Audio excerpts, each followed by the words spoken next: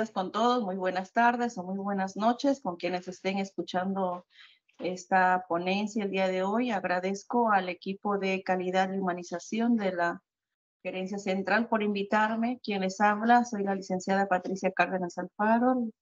Laboro actualmente en la Jefatura de Enfermería de nuestro Hospital 2E Clínica Geriátrica San Isidro Labrador.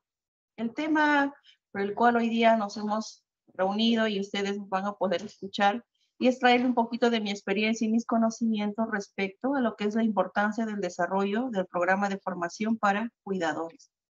Nuestro hospital, un poquito para que lo puedan conocer, es un hospital dirigido sobre todo a atender la última etapa de vida, que son las personas adultas mayores, que realmente es un gusto y creo que un tremendo cuidado de haber tenido en toda su vida para llegar a esta edad. Y actualmente sabemos que en base a la pirámide poblacional, los adultos mayores ya en nuestro país pues está incrementando. Dentro de ellos la red Almenara es la red que tiene mayor cantidad de población adulta mayor dentro de su población asegurada.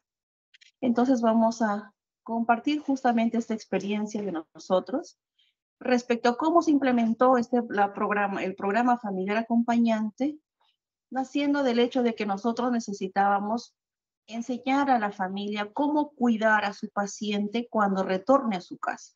Porque cuando está en el hospital o está en la emergencia o en la hospitalización, el paciente tiene el equipo de salud a su alcance. Tiene el enfermero, el médico, el técnico, esta vigilancia, mantenimiento, tiene todo el equipo, farmacia, laboratorio a su alcance. Pero el tema es, una vez que nosotros los estabilizamos, ese paciente remite el motivo por el cual fue admitido a la hospitalización o al área por el cual estuvo internado. ¿Qué se espera más allá cuando este paciente retorne a su domicilio? ¿Cómo nosotros estamos viendo ese más allá? Ver que no solamente nuestra atención acabe dentro de los ámbitos de nuestra CIPRE, sino más allá. Y lo otro es ver cómo va a llegar este adulto mayor, en nuestro caso, con los años que viene, cómo va a seguir evolucionando. Nosotros hace muchos años, yo laboro desde el 2009 aquí en San Isidro Labrador, pero mi hospital ya tiene la experiencia desde el año 99 que inició su atención. Entonces me decían, la cosmovisión ha ido cambiando. Usualmente nosotros teníamos la idea antes, ¿no? Que un adulto mayor, bueno, conforme va envejeciendo, pues ya va a dejar de caminar, de repente va a usar pañales, es normal que no escuche, es normal que no vea, es normal que se estriñe, es normal que después va a estar postrado en una cama, etc. Y nosotros lo que tenemos la visión es que eso no es lo normal, no debería normalizarse, que el adulto mayor puede llegar autovalente a los 80, 90 años. Para nosotros decir una persona de 80 años es un adulto joven, pero como decimos los gran adultos, 90, 95, 100 años, y muchos llegan autovalentes, lúcidos, contactados con todo su entorno. Entonces, lo que nosotros tenemos que procurar con esta programación o este programa de formación para cuidadores es que la familia esté preparada para acoger a este adulto mayor. Nosotros usualmente vemos que cuando llega un niño a nuestros hogares, a nuestra familia, todos nos esperamos, todos preparamos, pero cuando llega un adulto a ser adulto mayor, ¿qué esperamos? ¿Cuánto de educación nos ha dado o ha dado nuestro país a las familias y a nosotros mismos para saber qué es envejecer ahora saludablemente, ¿no?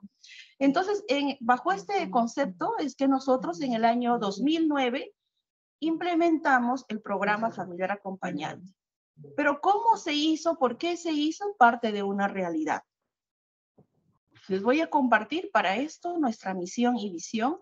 Nosotros como Hospital San Isidro Labrador tenemos la visión de ser líderes en la atención, ¿no?, humanizada, especializados en adultos mayores. Tenemos médicos, enfermeras, geriatras, promoviendo ¿qué cosa? A través de la formación de recursos humanos. Es vital, si el recurso humano no está formado, no conoce la edad del adulto mayor o la edad del niño o la edad de una madre gestante, cuál es su cosmovisión, no solamente viéndolo como una persona que requiere en ese momento atención, sino en todo su campo de forma holística, pues no vamos a conocer más allá qué es lo que requiere esa persona para nosotros satisfacer esa necesidad. También nos basamos en lo que es la investigación científica, usamos tecnologías avanzadas, y no solamente la tecnología significa mayor recursos, sino que a veces con lo propio que tenemos, lograr grandes cambios o hacer cambios en procesos y superando las expectativas de nuestros clientes. ¿Cuál es nuestra misión? ¿Cómo lo vamos a hacer?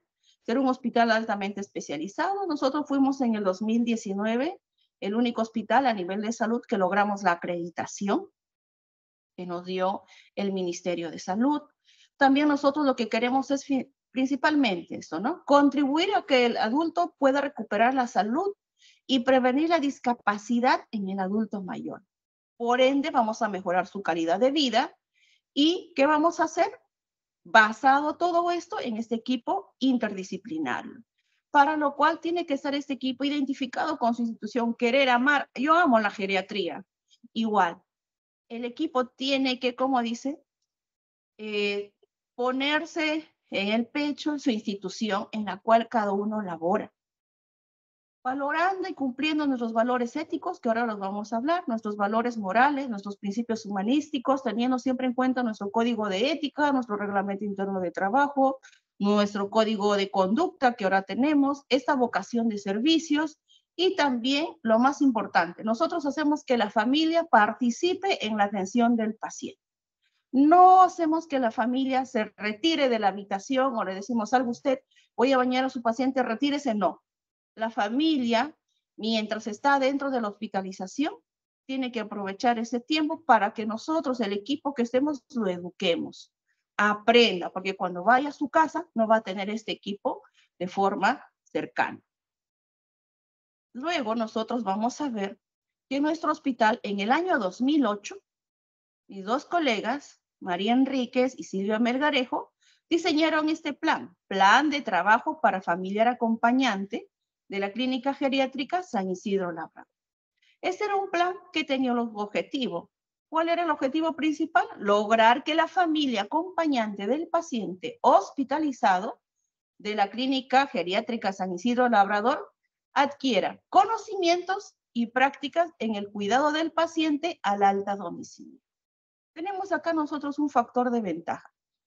Según los indicadores de gestión, nuestra estancia hospitalaria es de 16 días. Entonces, en 16 días teníamos un tiempo suficiente para poder educar al paciente en todas sus necesidades que sí los podíamos enseñar. Y era un gran reto en aquel momento porque decíamos, si nosotros como profesionales aprender a nebulizar a un paciente, aprender a bañar a un paciente, nos toca varios cursos y en varias sesiones, no en 15 días, el reto era cómo lo vamos a hacer para enseñar ahora a la familia. ¿Qué hacemos? Quizás no van a querer. Usemos de repente unos maniquís, usemos las camas. Luego nos preguntábamos en debate y decíamos, pero cuando el paciente se va a su domicilio, no tiene una cama hospitalaria. Cuando se va a su domicilio, no tiene una bolsa para nutrición enteral. Cuando se va a domicilio, muchos no tienen un colchón neumático. Y cuando se va a domicilio, si uno coloca al paciente, lo baña en su cama y moja todas las sábanas, soleras, etcétera, el personal técnico que hace, saca toda la ropa de cama, cambia, lo pone en el contenedor, lo lleva a la lavandería, lo lava y no regresa la ropa limpia. Pero eso en casa no va a pasar, va a ser la propia familia quien lo va a tener que lavar, limpiar, etcétera. Entonces, hubo un intercambio de información y al final se decidió que no íbamos a usar maniquís, que esta capacitación iba a ser directo con el propio paciente en la propia habitación e iba a ser capacitaciones individualizadas, porque cada paciente podía tener neumonía, de repente podía tener una infección urinaria, pero cada uno tiene un entorno social diferente, la familia tiene diferentes grados de conocimientos y en aquel momento pudimos identificar que el grado de escolar de los familiares de los pacientes en promedio era secundaria o primaria. Y quien generalmente cuidaba a este adulto o adulto mayor en casa era la esposa, que era otro adulto mayor, o una hija o a veces un sobrino, y en muy poca cantidad se quedaban sin ningún soporte. Entonces, bajo este enfoque, lo que nosotros hicimos era implementar esta estrategia. No había una guía, un cuaderno que nos dijera o nos informara, estos son los pasos, pero con la necesidad que se empezó era ir primero a difundir de qué se trataba nuestro programa, qué íbamos a hacer. Y eso era algo dinámico. Lo que decíamos era, en la primera ficha, si ustedes vieron, enseñarle al paciente conocimientos primero sobre su enfermedad. Si no sabe qué es, qué enfermedad tiene, y nosotros en geriatría hablamos los síndromes geriátricos, si no sabe qué síndromes tiene, de repente de incontinencia doble, síndrome de UPP, síndrome de polifarmacia, etcétera, el paciente o el familiar, como vemos en esta fotografía, no va a entender, más aún si teníamos pacientes quechohablantes o había pacientes con lengua aymara, etc. Entonces, para nosotros era vital, como en esta escena, el familiar, que el familiar nos pueda hacer un nexo, un intermedio para poder llegar al paciente, en este caso una adulta mayor autovalente, pero que el familiar pueda entender cómo iba a ayudar a su mamá a seguir envejeciendo saludablemente y se pueda adherir al tratamiento. Entonces, otro disyuntivo era ahora cuántas horas de enfermeras asignamos. 1 hora, 2 horas, cómo va a ser su producción, pero la capacitación nos van a observar de repente a nivel de la red, a nivel de la gerencia, porque en el ESI, en aquel momento no era ESI, era SGH, no había un código, no había una programación para esta actividad, porque la norma dice que tienen que ser 20 personas reunidas para que pueda valer una charla, porque de lo contrario no es charla, etc. También nos enfrentamos a todo ello, pero en el interín se tuvo el apoyo de la dirección y, bueno, de la jefatura de enfermería. En aquel momento, los gestores nos dijeron, y me encargaron a mí, porque fui la primera enfermera, como en la fotografía, que inicié este programa familiar acompañante y a la parte operativa. Entonces, ideamos en un archivador tener esta ficha inicial que tuvimos, replicarla e ir invitando de habitación en habitación, explicar a la familia que existía recién un programa que queríamos que ellos aprendan mientras estén en el hospital y no estén de repente, en aquel momento era leyendo el periódico, durmiendo al costado del paciente. Les interesó y poco a poco, de boca en boca, fueron ubicándome. ¿Dónde está la enfermera que dice que me va a enseñar? ¿Dónde está la enfermera? Y en aquel momento recién se puso el nombre Programa Familiar Acompañante. Pusimos el nombre. Entonces, nuestros aliados fueron vigilancia, personal de seguridad. Le decíamos, existe, y cuando te pregunten, por favor, le conduces a tal lugar, que era en este caso 3er piso. Grande fue nuestra sorpresa cuando ya al 5.º día, una tarde, había una cola de por lo menos de 10 personas esperándome, porque yo iba por las diferentes habitaciones en la puerta, ¿no?, de mi oficina, y que todos querían que se les capacite porque querían saber cómo iban a cuidar a su adulto mayor cuando saliera del hospital. Entonces fue así que ya nosotros en ese interín nos asignaron un ambiente propio, implementamos la ficha de familiar acompañante. Esa ficha, por lo menos hasta la actualidad, ha sufrido unos 15 cambios, ¿no? Ha ido evolucionando, mejorando. Se dio el otorgamiento de los pases a los familiares, la implementación de un cuaderno de citas. No es como ahora, de repente ahora ya sí podemos poner en el ESI, ¿no?, las citas que nosotros podemos dar. En aquel momento no era solo en un cuaderno. Luego, que decíamos nosotros a quiénes íbamos a focalizar nuestra enseñanza, algunos familiares, pero luego la realidad nos enseñó de que no, que nosotros no podíamos negar el conocimiento y teníamos que invitar al 100% de pacientes hospitalizados. Que en el camino muchos quizás decían de forma verbal o expresa o simplemente no asistían a sus citas y era la expresión de pues no querían participar, pero a todos se les invitaba. Esto hizo que poco a poco se incrementaran más enfermeras. Fuimos 1, luego 2, luego 3, luego 4, llegamos a 5 enfermeras a tiempo completo para una atención más o menos de 75 pacientes hospitalizados. Entonces, ¿qué necesitábamos luego? Organizar ya la forma en que vamos a trabajar, va a ser mediante los manuales. Hicimos el manual de programa familiar acompañante en el cual está especificado todas las actividades, tareas que se hace, desde cómo llenar una ficha, cómo hacer tal sesión, etcétera, en forma ya detallada de todas las actividades. Esto se validó y también tiene una actualización cada 3 años. Luego se hizo la creación e implementación de registros de formatería. Luego, lo importante aquí fue una alianza que tuvimos con el reunión del equipo multidisciplinar, que también en otro momento fue vital, porque cuando la enfermera trabajaba de forma sola, a veces había una cierta competencia o diferencia de información, porque el asistente social le daba una información al momento de cómo se va a irse del alta. El médico le decía diferente, de repente que se iba de alta sin una sonda nasogástrica para alimentarse, y no sabíamos, por decir, respecto a las lesiones por presión que tenía el paciente, cómo se van a ir mitigadas, remitidas, ya epitelizadas.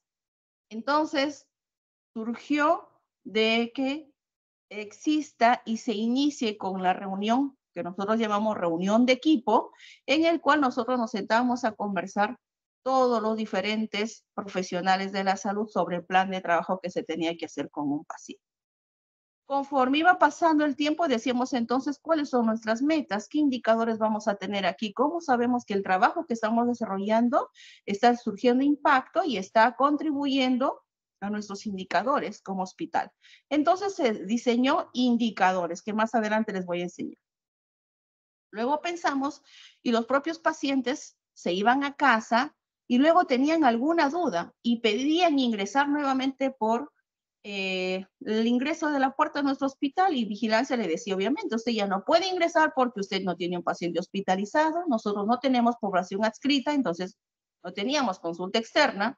Entonces los familiares se agenciaban vía algún vigilante de que por favor contactaran a la enfermera de familiar acompañante que tenían una duda. Entonces nosotros a raíz de eso pensamos y dijimos, ¿no?, ¿qué es de nuestro paciente cuando retorna a casa? Entonces, ahí nosotros implementamos la atención post-hospitalaria, conocido después en el documento como control post-hospitalario, que era hacerle un seguimiento a nuestros familiares y a los pacientes que habíamos educado para saber cómo les iba en casa, si realmente tenía efecto la capacitación que les habíamos dado, si el familiar al cual habíamos capacitado realmente estaba en la casa cuidando al paciente o de repente esa persona ya no estaba. ¿Cuál era esa realidad? Entonces implementamos el servicio de teleasistencia en el 2009.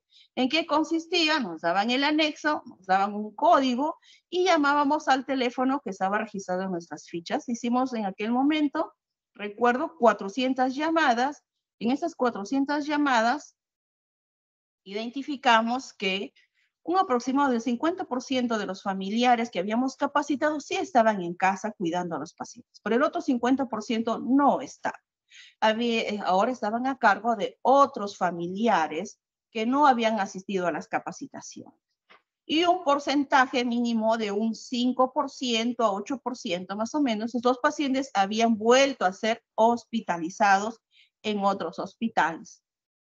Y sí nos asombró acá, nos llamó una gran, poderosa atención que los pacientes que habían salido al alta portadores de traqueostomía, más o menos a los 3 meses, en promedio 4, estaban falleciendo en sus domicilios.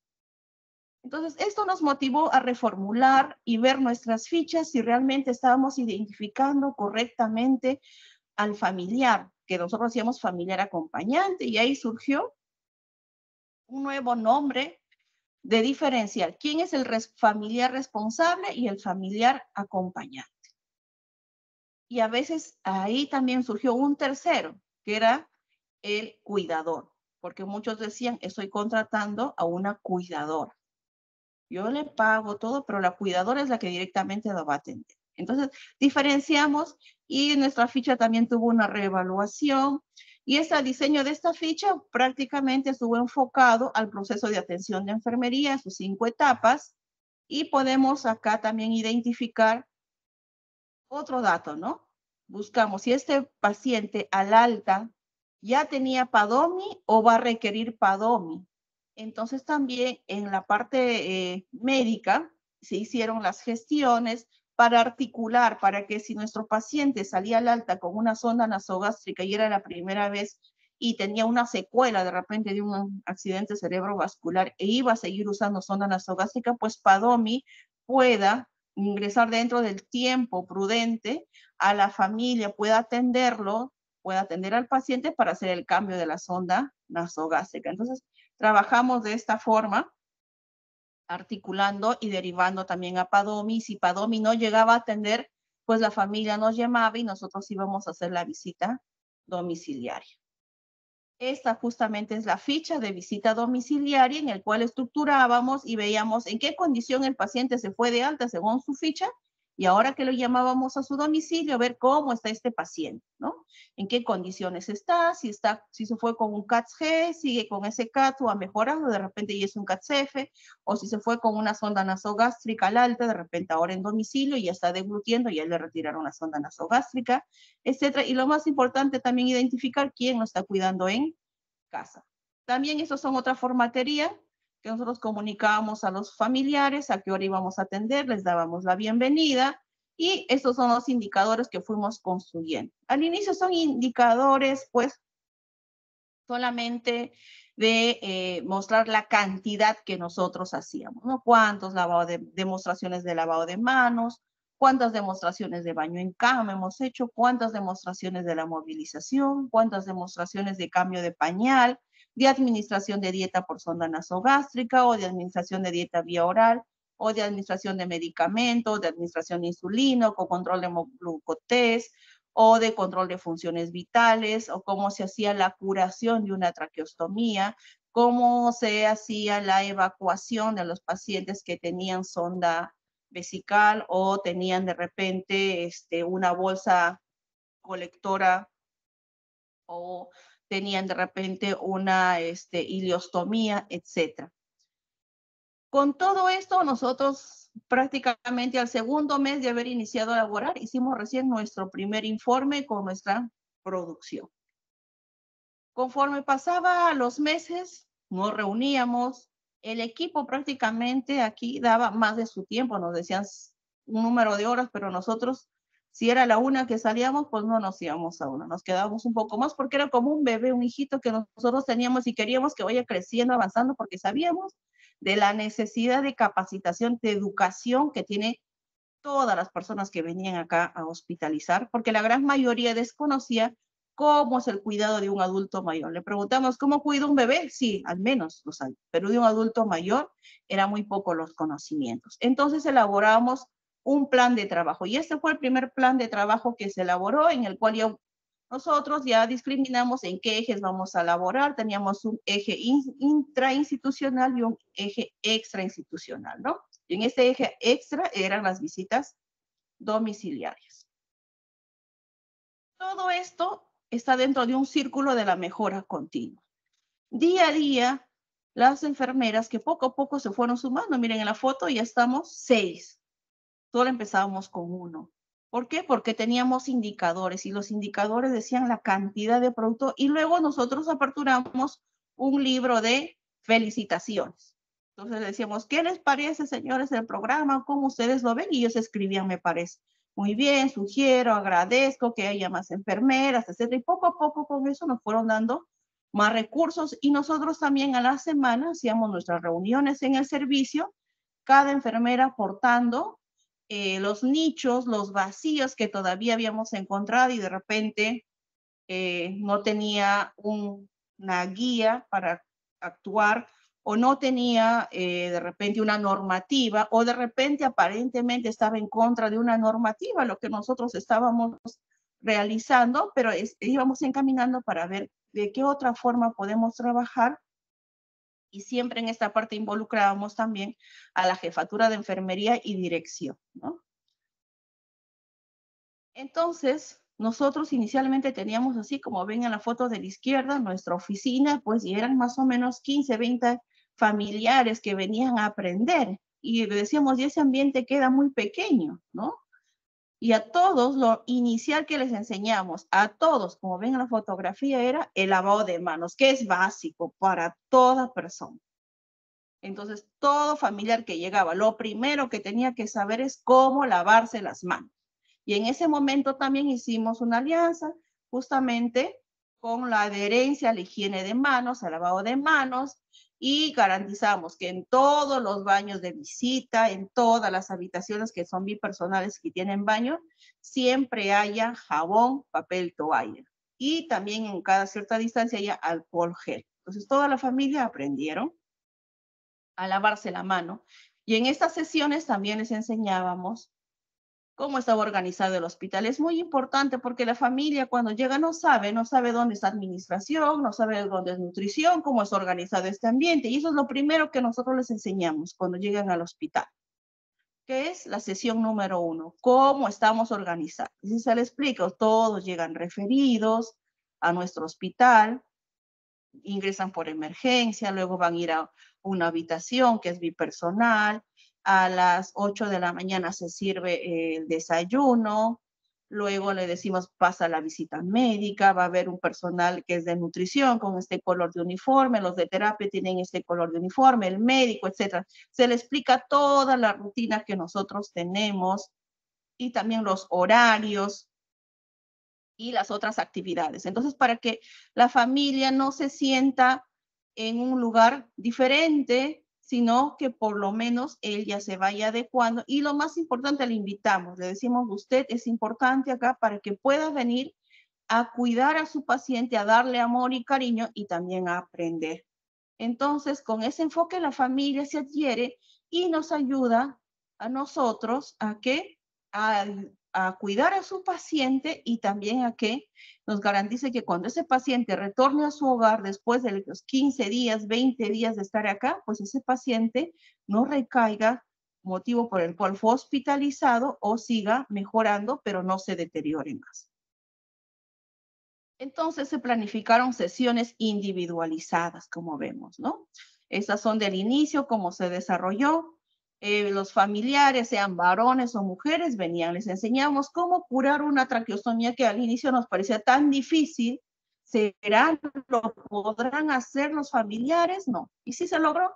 Al inicio, miren, ahí está en la foto, una señora está curando la traqueostomía de su familiar. Luego, al alta, hacíamos la teleasistencia, llamábamos, como le decía, a la familia para saber cómo está, separábamos la ambulancia y nos íbamos de visita domiciliaria.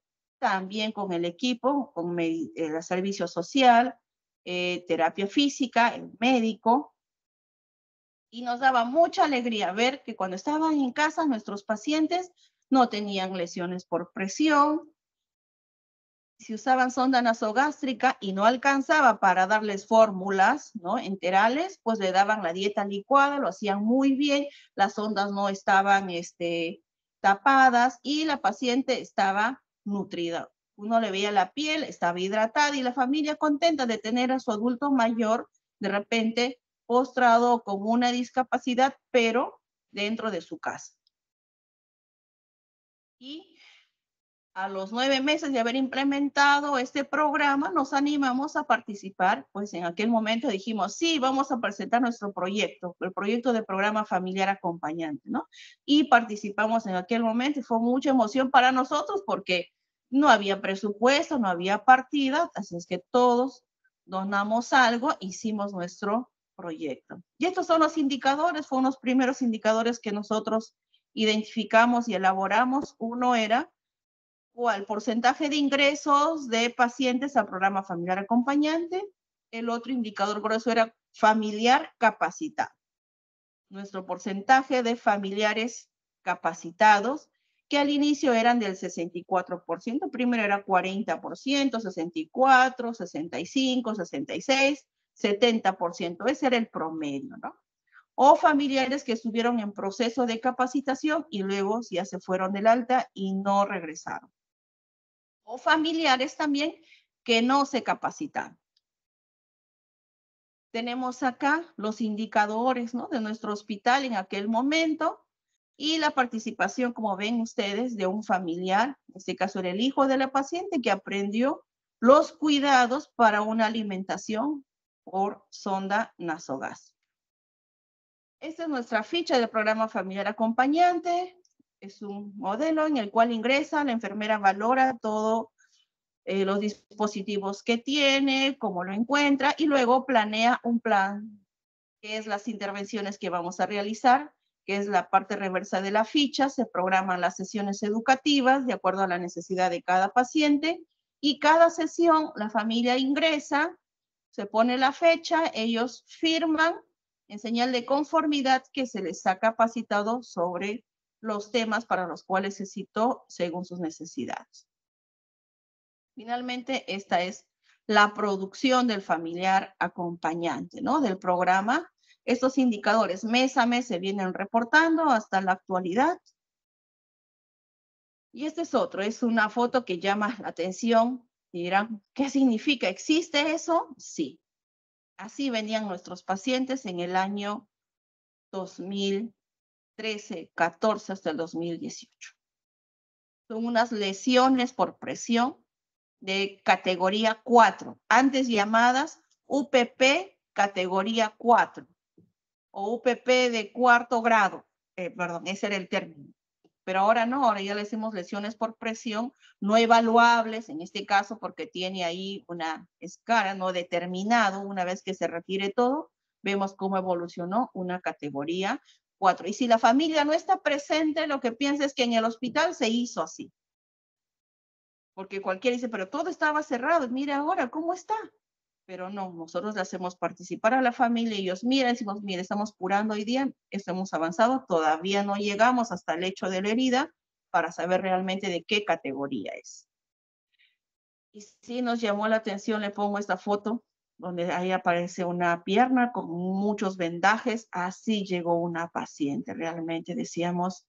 Y sí, la verdad yo me ponía muy sensible, hasta lloramos con las colegas porque decía, es inhumano tener a un adulto mayor, a una madre, porque era una mujer que tenía 3 hijos, tenerla en estas condiciones en su casa. O sea, para que llegue a esta situación, ¿qué ha pasado? O sea, ha sido tan inhumano de su madre. ¿Qué pasó? Porque eso ya es no cuidado. Si cuando uno se hace una quemadura te duele, imaginemos estos tipos de lesiones, que muchas veces la familia decía, pero era pequeñito, se fue a tal hospital y ahí se ha hecho más seguramente, pero le decimos, señora, mire, aquí ha venido, cuando el paciente ingresa a nuestro hospital, nosotros al paciente le hacemos un examen físico, prácticamente totalmente desnudo, ingresa solo el familiar responsable, le decimos, mire, ¿cómo está viniendo? Tanto la parte anterior como la parte posterior, y eso se registra en una hoja de valoración de ingresos que tenemos en la historia clínica, con todos los tipos de lesiones y dispositivos que trae el paciente. Y eso es lo que encontramos. Entonces nosotros, a raíz de familiar acompañante, que nosotros teníamos que enseñar a la familia cómo curar estas lesiones, porque el paciente no se iba a quedar un año o medio año para que estas heridas todavía lleguen a epitelizarse. Ya tenían que irse de alta y se iban con las heridas, las lesiones ya limpias, ¿no? No con tejido desvitalizado. Entonces, ¿qué sucedía? Se podía ir a la casa, pero al tiempo regresaba y la lesión llegaba más deterioro. Entonces nosotros ahí, y por la cantidad de lesiones que había, y en ese momento la institución también sacó las prácticas seguras, y había ahí la práctica segura que era prevención de las úlceras por presión. Así dice la guía. Entonces sumamos esa guía y en ese momento la jefa de servicio de enfermería con dirección vieron por conveniente de que ya era, digamos, un trabajo mayor demandante para la enfermera de familiar acompañante, que se inicia entonces y se crea un nuevo programa, que es el programa de heridas y lesiones por presión. En aquel momento se llamaba programa de UPP, ahora cambió de nombre. Y fue otro equipo de enfermeras que solamente ya se dedicó a valorar cada herida, porque cada herida tiene una historia. Nosotros vemos la herida y muchos dicen, ¿cómo la curamos? ¿Qué le pongo? No, hay que valorar esa lesión. Entonces, después de valorar, se hace luego la mitigación. Entonces, miren, a raíz de lo que encontramos, se creó otro programa. Igual acá, este programa de heridas y lesiones por presión también igual, tiene su manual, tiene sus guías, tiene su propio CARDES, tiene su propio protocolo, sus guías de cómo trabajar y finalmente tuvo su producción. ¿Qué hacen ahí? Desbridamiento, curaciones simples, curaciones complejas, retiro de tejidos necróticos, sutura, retiro de puntos, drenaje, desbridación de abscesos, vendajes, etc. Miren las lesiones con las que tienen nuestros adultos mayores. Entonces, ¿qué teníamos que hacer ya como hospital teniendo varios programas? Articular. No podía estar programa familiar acompañante andando con sus indicadores, sus guías, todo por un lado, programa de herida, también atendiendo al mismo paciente por otro, y tenemos, luego les voy a compartir, el programa hospital de día geriátrico, que es un nivel de la geriatría también. Entonces, lo que hicimos fue en el año 2019, cuando ingresamos a la jefatura, articular estos 3 programas. La enfermera del programa de familiar acompañante que sabe capacitar también debe conocer del programa de heridas. Y la enfermera del programa de heridas que sabe muy bien sus curaciones avanzadas y húmedas, tiene que saber de familiar acompañante.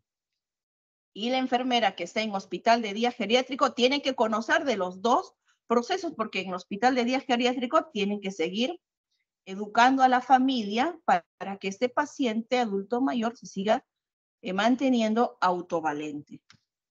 Entonces, ¿qué hicimos? Esto ya fue en el año 2019, reconocer, entregar un reconocimiento de parte de la Jefatura de Enfermería a las enfermeras fundadoras de este programa, porque en eso más ya de 15 años que viene formando este programa, ha habido más de 30,000 familias educadas que han aprendido y que muchas veces, a veces nos sorprenden porque viene y dice, licenciada, vengo a agradecerle, gracias, me ayudó con su capacitación a cuidar a mi papá, a mi mamá, de repente ya falleció el papá y la mamá, pero ya están contentos porque mientras estuvo a mi lado le di los cuidados, licenciada. Gracias al psicólogo porque me enseñó que mi papá que tenía Alzheimer, cómo yo le podía hacer los ejercicios en casa o les enseñaba sus terapias para que esto no siga repercutiendo y no siga empeorando. Le agradezco al terapista porque me enseñó cómo puedo tener yo en mi casa con las medidas austeras que tengo para que mi paciente pueda seguir manteniendo, caminando con su andador y también pueda seguir haciendo sus ejercicios para no quedarse de repente totalmente sentado o postrado en su cama. Entonces, cada uno cuando les escucha y realmente escuchar que la familia dice, lo que me enseñaste, aprendí, me valió bastante, realmente es emocionante. Esa gratificación y ese reconocimiento pues no tiene una medición monetaria, sino es sobre todo emocional, ¿no? Entonces, este es el equipo de enfermeras, de ahí la foto cuando tuvimos nuestro primer año.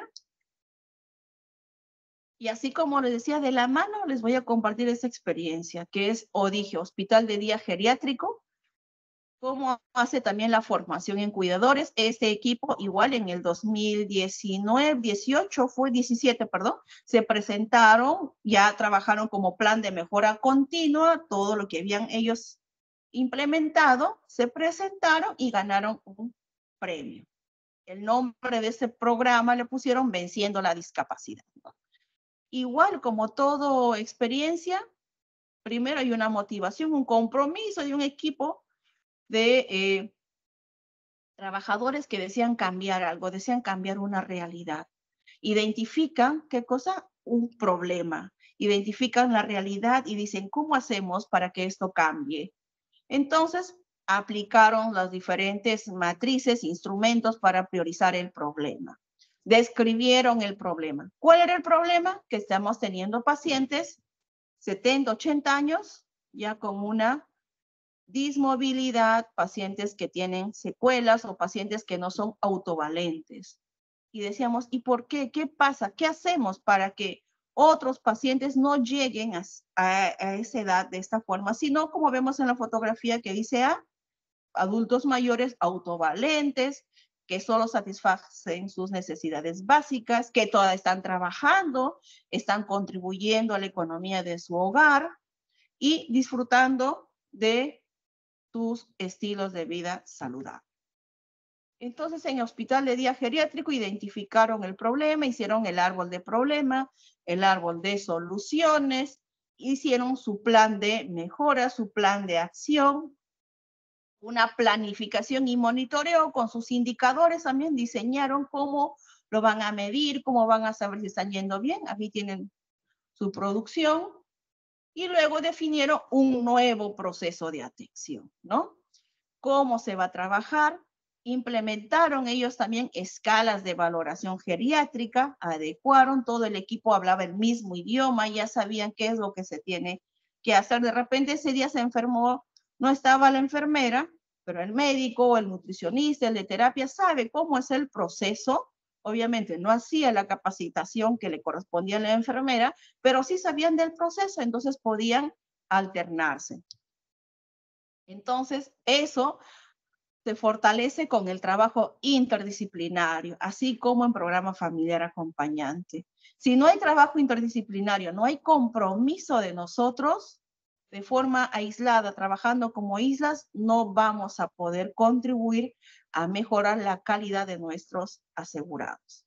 Entonces tenemos acá diferentes equipos. En ODIGE participa el nutricionista, participa la enfermera, participa el médico, el asistente social, el terapista, también participa el psicólogo. ¿Y cuál fue el impacto? El impacto que tienen los programas es en mejorar la calidad de vida de nuestros adultos mayores. O ganar años de vida, que eso ya luego se presupuesta y se vende en términos monetarios, ¿no? Entonces, aquí por decir, como dije, hicieron este estudio del ahorro a la institución por año, ¿no? ¿Cuánto le ahorrarían a la institución? Del 2009 al 2016, con la implementación de ODIGE, a la institución le ahorraron 62.362.000 soles 865. Y se dirán, ¿cómo han sacado esos 62 millones? Han medido, ¿qué cosa? Los años de vida ganados, los medicamentos que se dejaron de utilizar, las hospitalizaciones que se ha evitado, la prevención de caídas, etcétera. Porque una caída de un paciente adulto mayor realmente puede ser mortal. Y los costos hospitalarios se incrementan. Entonces, hicieron todo este estudio y demostraron que causa ahorro a la institución. Entonces, nosotros hasta antes de la pandemia, pues teníamos todos estos programas. Nuestro hospital, para informarles, durante la pandemia fue uno de los primeros hospitales que se convirtió 100% en hospital COVID. Implica que todos estos procesos que les hemos informado se paralizó en un inicio.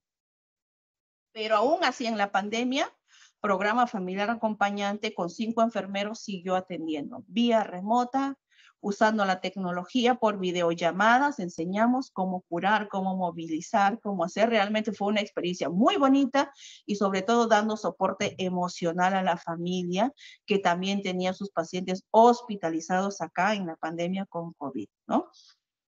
Entonces, les agradezco, realmente los invito a ustedes a sumarse, cada uno donde estén en su lugar, en su IPRES, en su centro, en el UBAP, donde estemos. Creo que siempre hay algo por hacer, algo por cambiar. Existe la mejora continua. Los animo a poder formar sus planes de mejora. Y si no hay planes, educar, simplemente educar a la familia.